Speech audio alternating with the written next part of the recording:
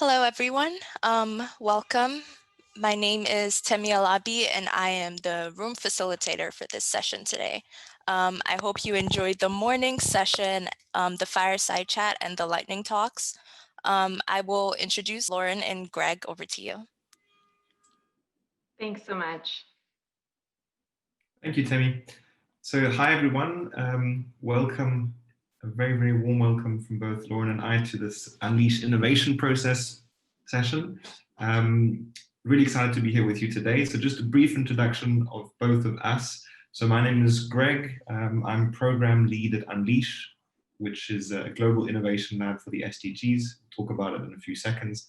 And at Unleash, I oversee our programs. So we have an acceleration program that I oversee, and now recently an initiative called Unleash Hacks that we'll mention to you in a few seconds. And I have a background in both business and innovation. And yeah, I'm just very excited to be here today. And Lauren, over to you. Thanks. My name is Lauren Baer. I'm a director at Chemonics International for Innovation at Scale. Very excited to be here. My Unleash journey started as a talent in 2018 at the annual Innovation Lab in Singapore, and have been partnering with Unleash since then, leading Chemonics' lead scale partnership. I have a background in business transformation and now focused on innovation within the organization at Chemonics, and very excited to be sharing about Unleash today with all of you. We have an awesome agenda for you today. It's pretty packed. We'll get kicked off with an overview of what Unleash is and Chemonics' role in supporting Unleash programs.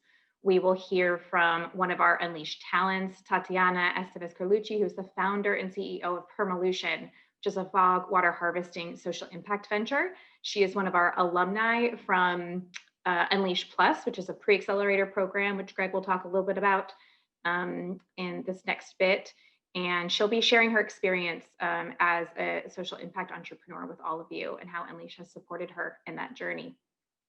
We'll then get into an overview of the innovation process. We'll talk about what the methodology entails and what some of the key aspects of the facilitation of the Unleash innovation process is that we apply on our programs. And then we'll get into a deep dive into just two phases of the innovation process focused on problem framing and ideation to give you guys some hands-on experience with the activities within the innovation process. And then we'll save some time at the end for Q&A for you to share any questions or thoughts that you might have.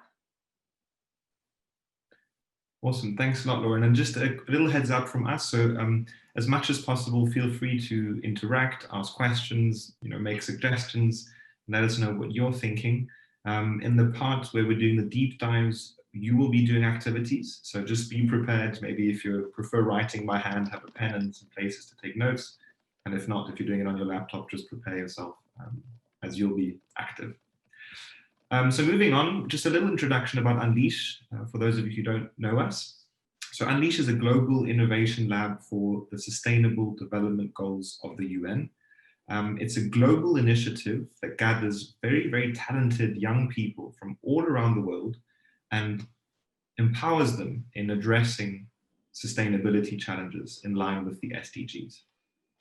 And we envision building the world's leading platform for building innovative and scalable solutions to the SDGs, and look at it all along the journey of the development of a solution, from understanding a problem and coming up with an idea, but then looking actually at how to take some of these best ideas and ensure that they can come alive. We also are very careful about including as many people as possible around the world. And so we provide scholarships to our talents. You'll hear us using the word talent a lot. It's the word we use for all the people that participate in our programs. And we provide scholarships to ensure that anyone can join, regardless of geographic or socioeconomic background. In terms of what we actually do, we have a few main programs that we run. So on the left of this slide, you have Unleash, which is actually called Unleash Engage now. It's the main program that we have where once a year, since 2017, we gather 1,000 people from over 150 countries, and over about a 7-8 day innovation process, teams go from understanding an actual problem within an SDG that they care about. So it could be education, could be health, could be responsible consumption, etc. And they'll go from framing a problem to actually coming up with an idea that they pitch to world-class partners. We have Unleash Hacks, which is an initiative we launched this year. And these are local innovation labs, so 2-day hackathons, where we work with our alumni in solving local problems with the local community, with nonetheless this global and tested methodology that you'll experience a little bit today. We also have Unleash Storytellers, which is a program that helps young creators come up with new, fresh, and compelling ways of communicating about sustainability, both the challenges and the solutions. We have Unleash Plus, which is our pre-acceleration program, where we help the teams in our programs that actually move from an idea to a prototype, so something that they're really testing with people and potential users, and we help them to make sure that that actually reaches implementation and that they think about how they can scale the solution and start doing so.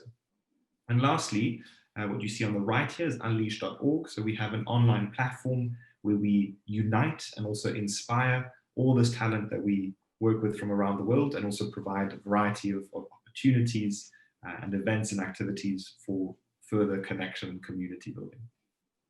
Just a few results that we wanted to share with you. I won't highlight all of them, but just 2 or 3. The first is that about 90% of talents that come through our programs report that they continuously, or after the programs, keep engaging with the SDGs. And so we're proud to see that people really continue in working on sustainability topics. We've generated a lot of ideas through the years and worked with over 300 partners, and also quite a considerable following now across platforms.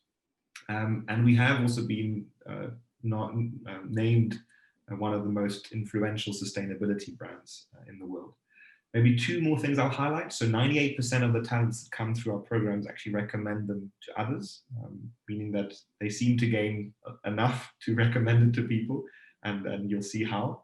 And also last time we had the Unleash Engage, the gathering of 1,000 people, was in November in Shenzhen last year. We had over 18,000 people that initially signed up to join us there for a final selection of 1,000 people. So just some of the numbers about our programs, and of course you're very welcome at any time to also just look around our website or get in touch with us directly to learn more. I'd now like to pass it back over to Lauren, because they've been really, really crucial and a very, very big part of what we've done in developing Unleash Plus since last year, and now also Unleash Hacks. And just love to hear a bit from Lauren about the partnership that we have with Chemonics and their involvement. Thanks. So since last year, Chemonics has been a lead scale partner with Unleash. Just a little bit about who we are as an organization. We're an international development services firm that has 45 years of experience working in over 150 countries, with expertise in implementing and scaling solutions across all of the technical areas of the Sustainable Development Goals. We primarily support with Unleash Engage and co-created Unleash Plus with the innovation team within the Unleash Secretariat. And if you'd like to learn more about us, you can go to chemonics.com to see where we work in the world, what types of projects we're working on, and how we're applying novel solutions to development challenges every day. One of the reasons why Chemonics really believed in our partnership with Unleash was alignment around values. Chemonics is a mission-driven organization, and we saw the potential and the impact that Unleash was making in building community around the world with young innovators, and also this desire to scale impact against the SDGs. And so we want to talk a little bit about what the Unleash values are, and what are some of the things that you can gain as a participant in Unleash, and hopefully some of the experience that you get out of the session today. So Unleash programs provide experiential learning. We believe that it's important to fail fast in a safe environment, to learn how to learn from those experiences and pivot, so that you can continue iterating on and eventually getting to the solutions that are going to create a real difference in the world. Unleash is also a very collaborative experience, one that draws on the experiences from an extremely diverse set of talents and all of the supporting individuals who make Unleash possible, including the mentors, the experts, the facilitators, and even the judges that participate in Unleash. Unleash is intentional about inclusion around different voices and ensuring that we have representation. Greg mentioned that talents come from 150 countries around the world. I can personally speak to my experience of never having another opportunity like this, to be in one place with so many different people with different backgrounds, professions, interests, skills, talents. And that is a really both incredible experience and also quite an intensive one. So Unleash wants to bring some intensity to the experience of participating in these programs, so that there is a learning environment that is both positive and constructive, and that talents are, again, gaining from this opportunity to build community with talents, whether that's in person or now in our online world. We wanted to provide a little bit of context visually about what Unleash programs look like. So we'll start first with Unleash Engage, which is this annual convening of 1,000 young innovators from around the world. So this image is from the first annual lab that was held in Denmark in 2017. And the focus of Unleash Engage is really around community building and understanding, again, from diverse experiences and perspectives, and empowering the individuals who join to move forward in their professions and their personal lives with skills and tools that will allow them to solve problems in their own communities. Unleash Plus, which is the 6-month pre-accelerator program, is really focused on taking the best ideas that are generated from the Unleash Engage event and hacks, which Greg will talk about in a minute, to providing the right resources, the right supportive environment, networks, funds to be able to launch and scale solutions. And on the right-hand side, we have our awesome team Permolution, who is part of the first cohort of Unleash Plus teams from last year, who's going to speak about what that experience was like and how that program has come from that program. And I'm going to hand it over to Greg, who's going to talk about Unleash Hacks. I just also wanted to share just a bit of some images of what the hacks look like. So right now, of course, due to a certain virus, we've moved all our programs online this year, and hacks are part of that. What you see here is about 3 weeks ago, we had hacks happening at the same time in the US, in the Andes, which was both Bolivia and Ecuador, in Italy, Singapore, and Bangladesh. So on the left here, we had the hacks of Italy, Singapore, and Bangladesh all get together at the same time to do an activity as one. And it's just to show the kind of energy that comes out. And of course, yes, on Zoom, but as you can see, tremendous amount of energy, and it's really, really impressive to see how much actually comes out of these hacks. And on the right, what you see is a typical online approach to what we also do in terms of brainstorming and collaboration with the tool that we use called Miro, where here the teams were, as you see, really in this collaboration mode of thinking through their problems and ideas in space, which really helps them do that. So that's all really for just showing some of our programs and what we do. And now, just like to pass back over to Lauren to introduce our very dear Tatiana. Great. So we had the pleasure of working with Permolution last year, who ended up being one of the winners of the Unleash Plus innovation pitching session. Tatiana is the CEO and founder of Permolution, and she's going to be sharing with you guys some of the experiences that she's had as a social entrepreneur, some of the ways in which Unleash has helped support her in that journey, and some takeaways for you in terms of what this experience has been like from going from like ideation to scaling. So I'd love to welcome Tatiana to speak to us and take it away. Thank you so much, Lauren and Greg. So I hope you can hear me all right. So first, I'm gonna tell you a little bit how I learned about Unleash. I was part of the first cohort in 2017. So we didn't really work on Permalution, but Unleash was as essential as Unleash Plus for us to get this idea, our startup, off the ground. So I was back then, 2016, 2017, I was working in a program for international sustainable cities. And the director at that time, we were working in Mexico from Canada. She nominated me for Unleash. She said, I know that you have like really cool ideas and projects, and all your initiatives are really aligned with Unleash, what Unleash wants to do. So you should apply. So I applied.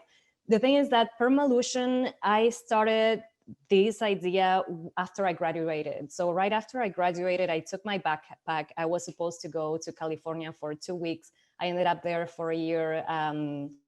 I got into an accelerator. This was just an idea on how can we use clouds and fog to, irrigate, to cover our water needs. We technically have tons of water floating above our heads every day. How do we use that water source? So that's how Permalution was born. However, after 1 year of working in it, in 2015, I left it in a drawer. I was like, okay, this was part of a little project I had. I learned a lot from this, but I have to move on with other things. So when we went to Unleash the first time in 2017, we made another project that was also related to water with another team. It was not related to the startup that we're working with right now. But when I came back home from this Unleash process, the first Unleash, I was asked to give a talk about all the projects that I've been involved in clean tech. One of them, the project we did with Unleash. I also mentioned Permalution during this talk. It was a massive talk I gave back in the day to tell about my experience in Mexico, of what I learned in Unleash, in my projects in clean tech. And someone from the Mexican government was there, and they heard what I was talking about, and they said, why don't you just relaunch your startup here? We have a lot of fog, a lot of clouds. We'll give you everything you need for you to keep going with this. This was in 2017. So when in 2018, 2019, we were called back for Unleash Plus, it was a great opportunity for us. And it actually gave us the edge. The support from Chemonics has been immense for us. We've been able to leverage all that support into other types of support. And thanks to that, we're now entering our research and development stage, where we're working with the Canadian government, universities, and we're actually going to be working with this for the upcoming years. So we're really, really happy about this. What has been my experience like as a social entrepreneur? I would say that it's very challenging in terms of sometimes trying to convey your vision to someone else. Sometimes it has to do a lot with opening a new path, something that has not been done before, and that can be challenging. But however, that experience is so unique, and it becomes gold at the end of the day. And being able to say, you know what, at the end of the day, I can say I rested to, make the world a better place and to pursue what I believe in. And that's one of the best things you can, go to bed with. It's an amazing feeling.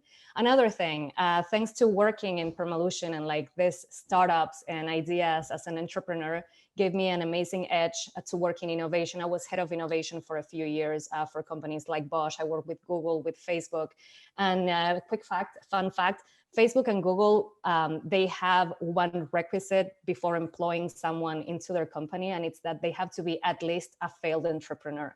So there's nothing you can lose by being an entrepreneur, but a lot to win. And if I had to give you 1, 2, 3 lessons of what I learned so far in this road of mine, it's first, don't get attached to a person or a job or a company. Get attached to a purpose. So whenever you go down, when you come back up, it's way easier. And why not make one of your purposes one or more of the SDGs? That would be great. Your story, also another lesson, your story and experience, it's one of the most unique things you can have to add to a project, an idea, or a group, a team, anything. So the more and more times changes, our perspective and diversity, it's the most valuable thing we can put in the table. So be proud of what you're doing, what your road is, what your experience has been, what your failures. Also another lesson, don't be afraid of failure. It's an essential part of success. So it's a little bit contradictory to not want failure or to escape failure to be able to have success. And last thing I would like to share with you is try to become the person you needed when you were younger or when you were doing this type of projects and you needed someone to help you with. So try to become that person too. That's the lessons I've learned, the lessons I have capitalized for my personal professional life. I can say that I'm very happy with what we're doing and what we are achieving. And yes, I hope it was of help to you. Thank you, Lauren and Greg, for letting me share this. I don't know if there's any questions or anything, but I'll be right here.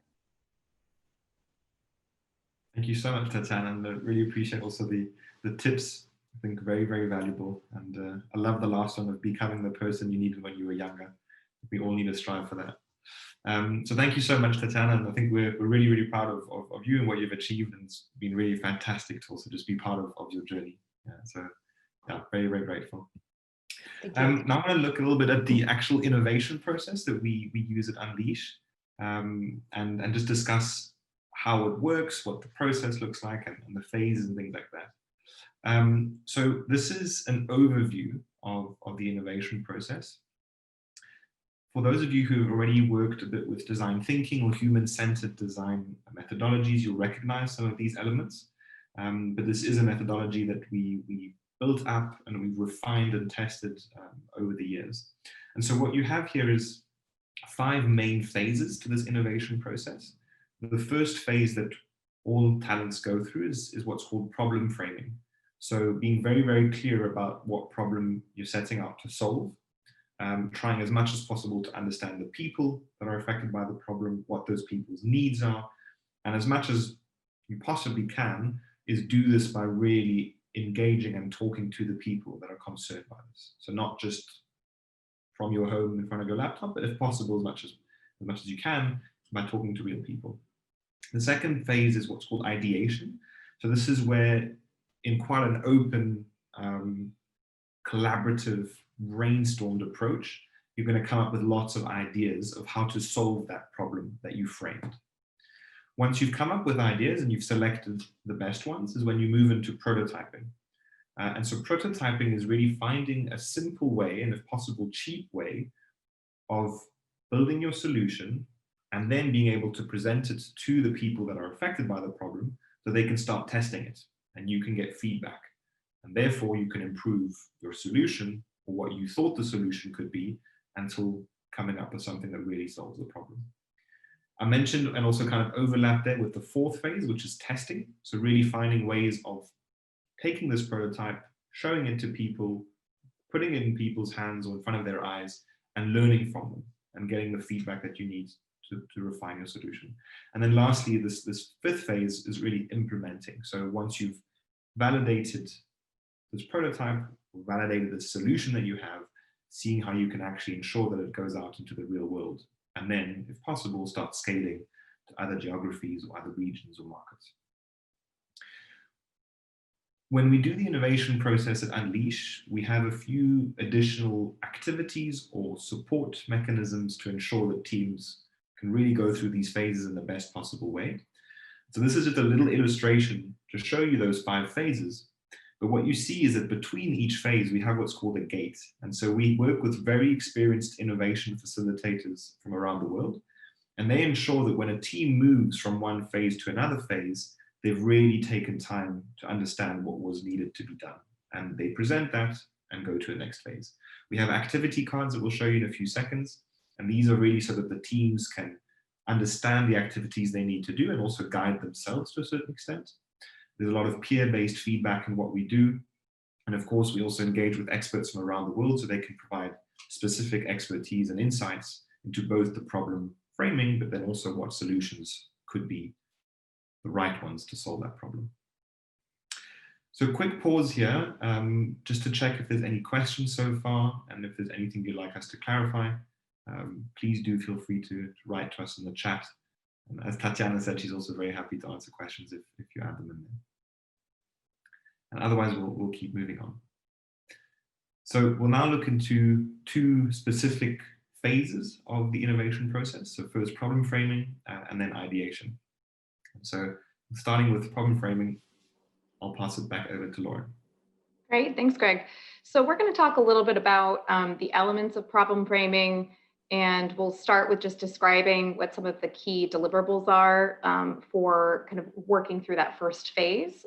So in problem framing, the key activities that we want to be focused on are creating a well-defined problem statement, which has a few components, and we'll walk through that as a group. We also, thank you, Gregory. I think we're one more slide. Thanks so much. We also are going to talk a little bit about the importance of user research and how that informs and challenges some of the assumptions that we make when we're coming up with that problem statement. And then at the end, we'll also kind of describe ways in which you can continue that, that exercise to make sure that you are focusing on the right user need and that you're solving for the right user need before you go on to ideation. So just to start out with, one of the hardest things in doing this exercise, and actually one of the things that we spend the most amount of time on when we're in either the Engage Lab or in one of our hacks that's focused on problem framing, is setting aside kind of preconceived notions about what the right solution is. So typically we can come into a brainstorm or discussion with a great idea that we've already come up with, and we don't quite have that full understanding or spend enough time and incorporating diverse perspectives around really understanding the problem first.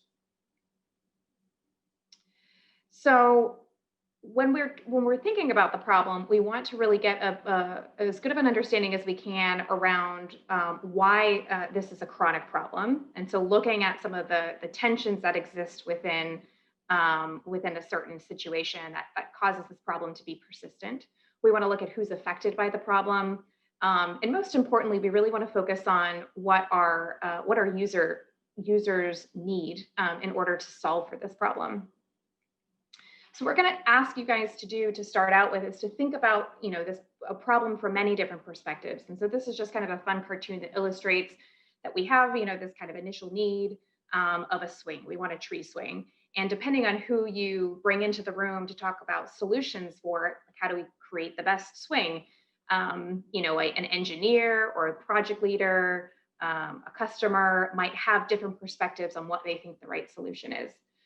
And so we all, again, come in with these preconceived notions that we kind of want to set aside, and we want to spend the most amount of time really understanding why the problem exists, who we're trying to solve the problem for, and what that individual needs in order to have that pain point solved for them. So I'm guessing that you guys are joining this session because you are passionate about something related to the Sustainable Development Goals or just about development in general. And you might have had kind of a bright idea that you've always been curious about advancing. We want you to, if you don't have, take out a piece of paper and pencil, or just pull up a page on your computer and write out that idea that you have, that potential solution that you think could be really beneficial. So I'll give you just a few seconds to do that. And once you have that written down, I want you to fold the piece of paper. You can write your name on the top. If we were in person, we'd all be gathering around a bucket right now. And then we're going to ask you to set that piece of paper aside. We're going to all kind of remotely or virtually throw that piece of paper into a hat or a bucket and just hang on to it for the time being. We're going to set it aside because what we want to do is to focus on the problem first. We can come back to those potential solutions and ideas later if they're appropriate as we kind of work through the problem. So I'm going to hand it back over to Greg, and he's going to talk about an example of why it's so important to not come in with these preconceived notions around solutions. Yeah, thanks a lot, Lauren. So we just want to give you a little example, and there's many, and you can see it probably every day in the news. I think recently Qubit, which is this streaming platform in the US on smartphones, also has run into a point of failure. But essentially what happens in lots of solutions that are developed is that there's not necessarily enough research done on the problem, and therefore the solution doesn't quite fit. And so this is an example in Western Africa. In about 2010, 10 years ago, Play Pump had designed a very smart approach to pumping water. And what you see on the left of the slide is that it was a pump that worked as like a little merry-go-round where kids could push. And by pushing, this activated the pump and water was extracted. So this was publicly claimed and got a lot of visibility and recognition, and wow, what an amazing solution. But what ended up happening when people went back to see how the communities were working with these pumps, that in fact the kids didn't really like using them. It wasn't really a fun game. They played with it for 1 or 2 days, but then they never touched it again. And what happened is that the women from the villages would then use the pump, which was not the best possible pump for an adult, but was currently now the only available solution, and ended up using a system which was not optimal to them. And the result is that, in fact, it didn't really improve the water situation at all. And so what they should have done, this team actually developing the play pump, is really go further in understanding the problem. And in fact, here the issue was much more around the cleanliness of the water. So even when they did pump it out, was it clean? It was about scarcity, that potentially these points were just too far away, that there wasn't enough water there to meet the demand. There just wasn't enough. And then the other thing is that they thought that they had designed something for kids to use, but clearly it wasn't actually the right user, because the kids were not interested in keeping or playing constantly with the same game. So just an example, but just to really state the importance here of when you're looking at a problem, taking the time to really understand it quite deeply. And I see we have 2 questions which actually relate to this, so I'll quickly touch upon them, both from Ephraim and Sega, looking at how you actually empathize with people. And this is really something that's up to you in finding ways of talking with, interviewing, researching the people that are affected by your problem. You often have what's called a gatekeeper, in the sense that you might have communities or NGOs or other organizations that are already working with the people that you could collaborate with and ask to help you go and actually meet the people or talk to the people that are affected by the problem you're looking at. So just finding ways, if you don't know the people, then finding ways to reach the people and really getting to understand them. And there's lots of techniques of how you can interview and research people, and that you'll find online. And of course, we will provide you some tips on that. And then very briefly, Tsega, understanding of the system within which the problem exists during the design process. So that's also very important. We won't touch upon that too much today, but what we do through the innovation process is also understanding stakeholder systems. So just understanding more generally, even in this case here of the water pump, it's not just the kids and the parents, it's also local governments, it's also the other NGOs, it's also international organizations, it's a whole network of people and organizations that are affecting a problem or part of the complexity of a problem. So it's important to map those out and understand who within that you're actually looking to help. So it took a couple of seconds there to just answer some of the questions that came in. Thank you for the question. And back over to you, Lauren, to look further in the problem framing. Great, thanks so much, Greg. And I've added some additional context too in the chat. I think this idea of empathy is really important. And it also underscores the importance of being intentional about inclusivity in both your team and in your user research. And so we'll get to that in a little bit. I had mentioned before, so quickly, just going back over this, that kind of the key deliverables or the key requirements to passing through this first problem framing phase within the innovation process is, again, that well-defined problem framing statement, which we'll go into an activity round in a little bit. The use of a problem framing tree, which helps kind of deconstruct a problem to its core or most specific elements so that you understand kind of the root cause of why something is reoccurring. We'll talk about a tool that you can use for that. And then going back to this idea of empathy, using or creating user profiles, spending a lot of time in this discovery phase in understanding your user and understanding their needs and their pain points is critical in order to build empathy and understanding around the right solution. And that's going to help inform ideation. So we're going to touch on a couple of activities for each of these. We won't have time to go through all of them. But we'll first start with the components of your problem framing. So this needs to include the insight that you have. We'll define an insight in a little bit. We're also going to talk about the user who you're targeting. This could be a customer, a paying customer, or it could be the beneficiary, someone who is their lives are being improved by having access to this solution. And then we'll talk about user needs and how we define those. So starting first with insight, and insight is the reason why a challenge still exists. It is the key barrier from the adoption of solutions that are actually going to completely address or mitigate this challenge. And in order to understand a problem, we need to make sure we have a really comprehensive understanding of all of the factors that are contributing to that problem or challenge. And so oftentimes we can kind of further understand a problem by determining what something is in tension with, or why something still exists. So A is still in tension with B, or X is still exists because of Y. And just to provide a little bit of context around this and to pull in another real life example, we'll talk about an insight that we'll use as an example through this activity. So we want to first focus on a fact, like what is wrong, what is part of the problem. So that's just a statement a statement about the state of affairs. So as an example, we have 33 million people worldwide who lack access to safe drinking water. That is a statistic. And then some additional context around that problem. In addition to those 33 million people who lack access to safe water, we have another 1.8 billion people who drink unsafe water due to poor water supply systems. So a potential solution to this could be that low-cost water treatment systems could maintain the safety of water. But if that was, the solution, that was really going to result in safe water. So there's something else going on that we need to dig into a little bit further.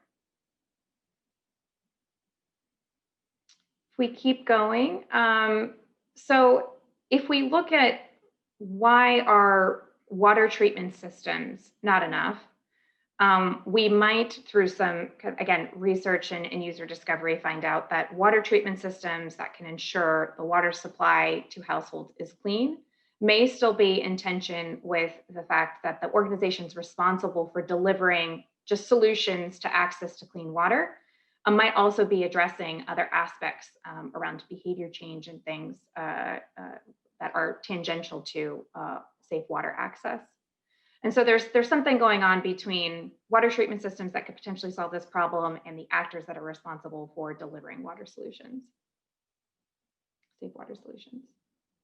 So we're going to take a minute to go back to that problem that you potentially came into the session with. And if you didn't come into the session with a development challenge, think about something that you were really passionate about that exists in your community that you wish you could solve for. We want you to write down, like, what is the insight that you have around that problem?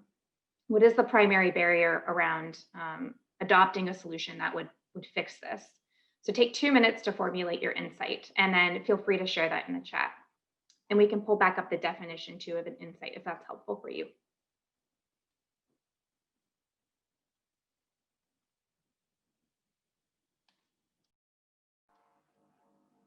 So as you guys are finishing up and writing down your insight statements, it would be great if we could call in Tatiana and have her share a little bit about her experience in terms of understanding a problem and trying to sort through why that still might exist. So Tatiana, I hate to put you on the spot, but if you have any thoughts or want to share something from your own experience with Permalution, that would be awesome.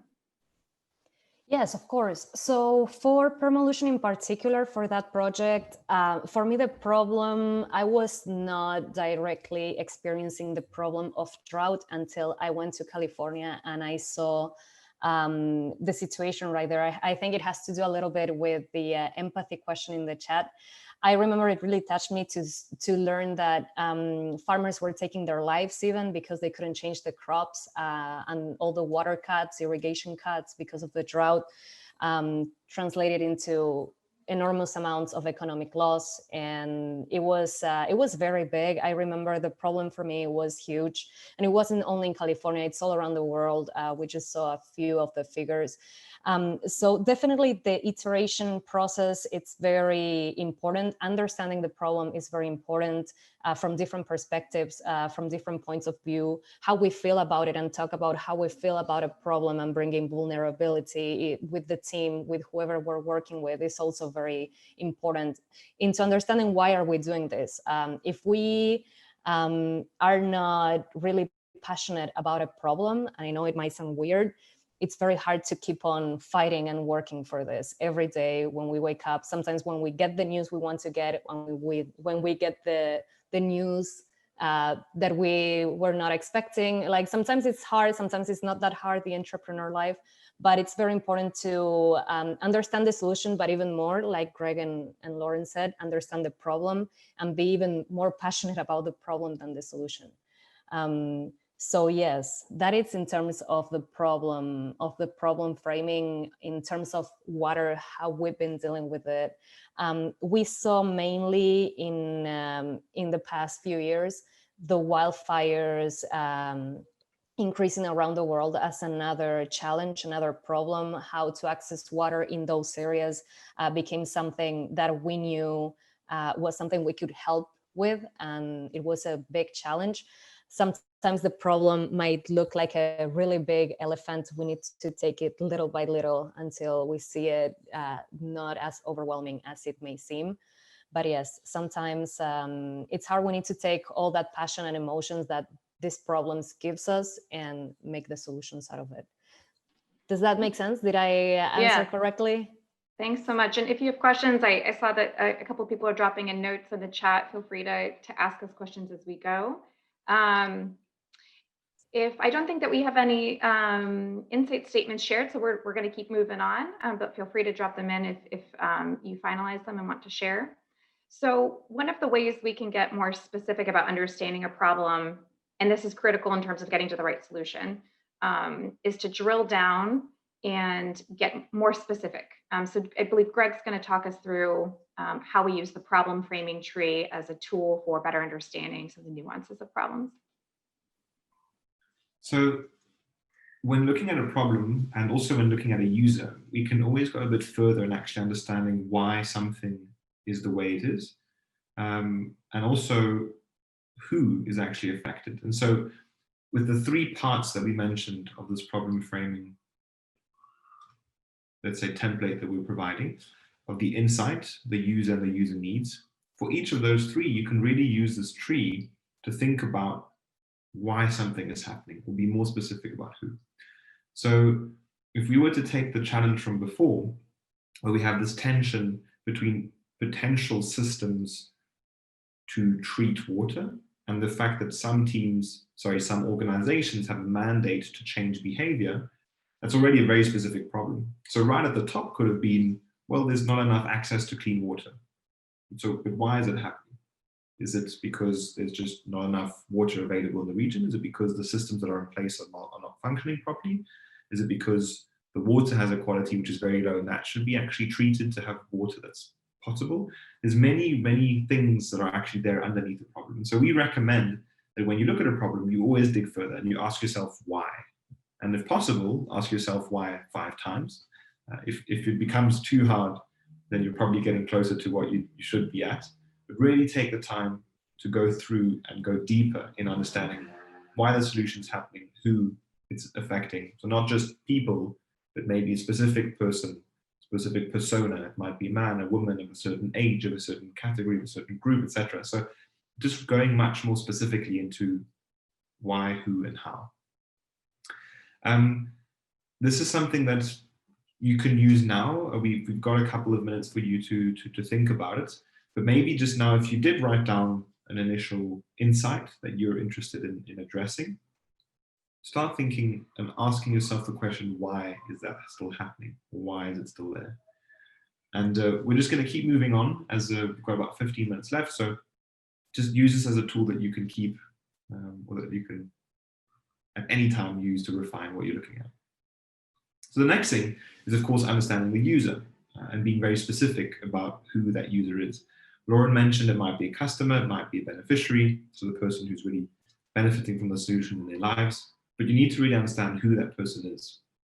And you can also use the problem framing tree that we just presented.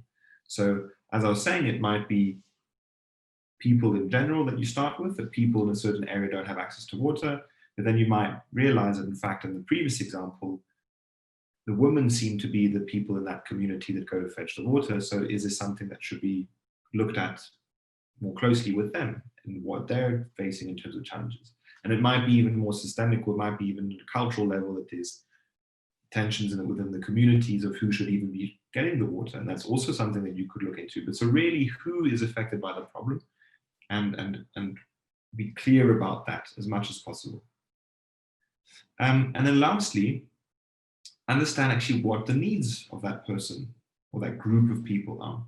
And so do they have needs which are very sort of physical in the sense that if they're going to fetch water, is it something that avoids them from leaning over? Is it something that's light to carry? Is it something that's easy to use and manipulate? Is there something maybe psychological there? Is there a need of belonging, a need of being part of a community? Are there needs which are maybe deeper than that? And so also taking the time to really understand what the needs are within that user group when they are affected by the problem. And so all of these elements together is what will allow you to have a problem framing template or a problem framing statement that you can then dig it deeper into. And Lauren, would you like to share a bit about how it all comes together? Definitely. So we're going to pull all these elements into this problem framing statement by identifying your key user or beneficiary, your user's needs. So what is that pain point that you're trying to solve for, and then what that insight is. So a user needs to solve for something because of this persistent challenge or problem. So I believe the next slide, we have an example of that, going back to our clean water example. So local organizations working on clean water and sanitations need a way to educate communities on water treatment practices along with behaviors related to hygiene. That ensures community members are learning about both together, because water treatment alone does not address community behaviors needed to promote safe water consumption. So water treatment systems isn't enough. There's something else going on, as we talked about earlier with our insight about why that problem still exists. So this pulls it all together to clearly articulate what problem exactly you're trying to solve for.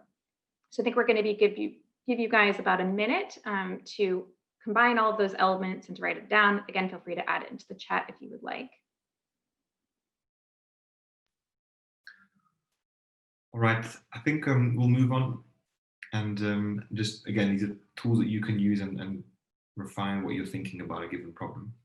And as we're moving on, we just want to say here we just started looking into the innovation process and specifically at problem framing, but this is just the beginning. And so even if you do lay out this clear problem and a framed problem, you're still going to need to go further and actually really take the time to understand the people, to understand the problem, to understand their needs.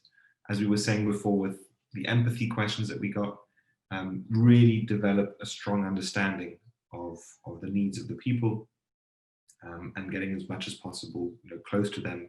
And as Tatiana was saying, also potentially living the experience of what they go through to really feel it and add to the passion that you would have about this. And the main point that we have at the bottom of the slide here is that we talk a lot about assumptions, which essentially are elements of your thinking, which might be problem related or solution related, that you're assuming, you're thinking that people behave a certain way, you're thinking that people need something. But these are all assumptions as long as you haven't actually tested them and checked that these are really the truth and what happened in the real world.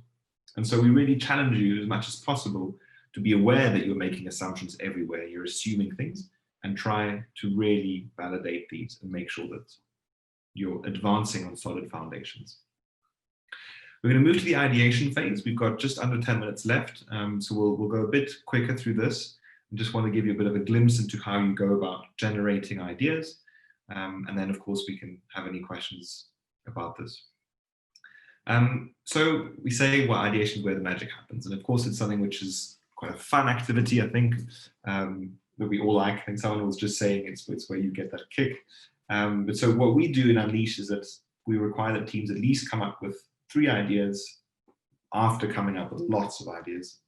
Go down to 3, sketch them out a bit more, understand which of them are the most complex to implement and which of them will have the biggest impact. We'll talk about that in a second, and actually end up with one selected idea that the team will take forward.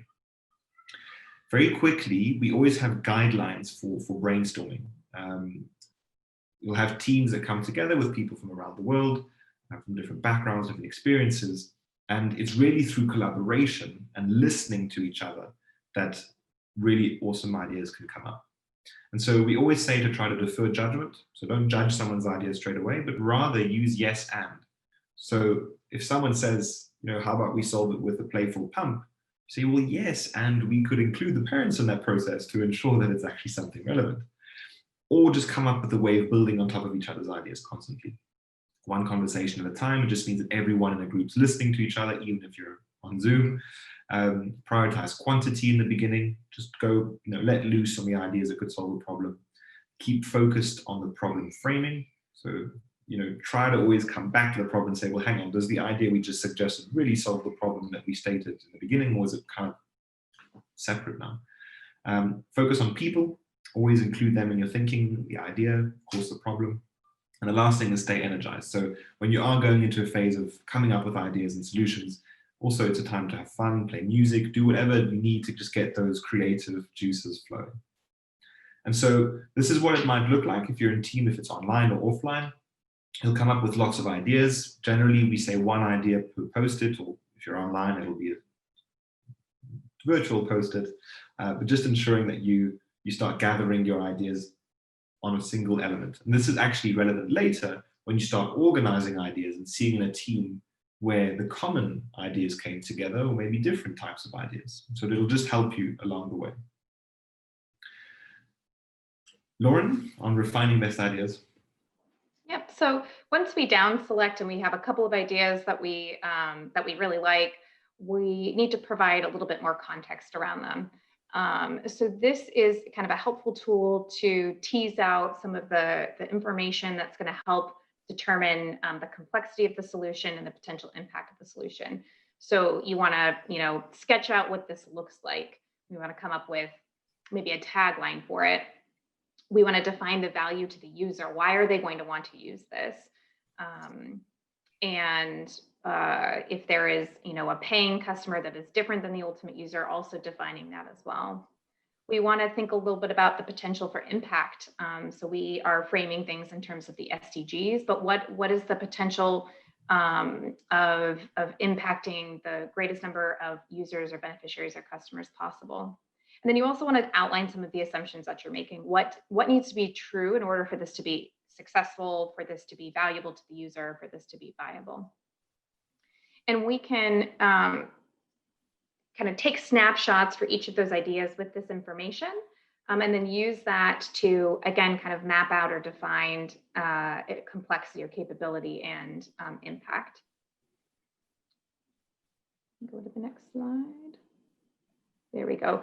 So I already mentioned down selecting. So kind of assuming, again, you have about 3 ideas that you're doing a deeper dive, profiling out these ideas and coming up with some of that more tangible information about what it would take to get this solution implemented and into the hands of users. We can map this out kind of against 2 axes.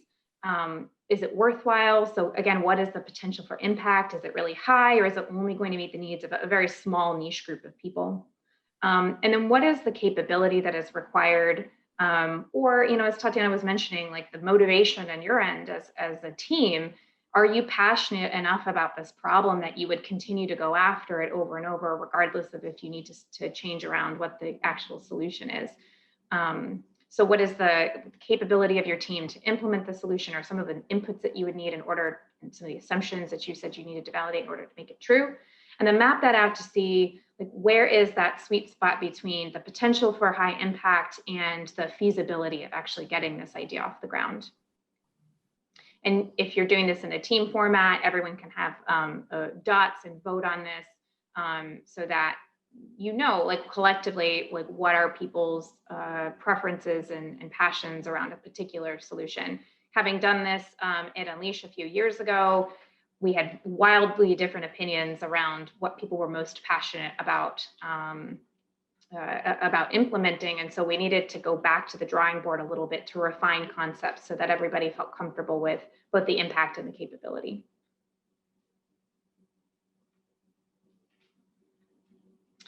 And again, the most important thing is don't be afraid of failure. Don't be afraid of discord among your team. If you need to kind of go back to the drawing board and iterate on concepts, that's all part of the process. The most important thing is that you're passionate about what you're solving for, you're passionate about the potential solutions that you're coming up with, and you're enjoying the process, you're having fun as you go.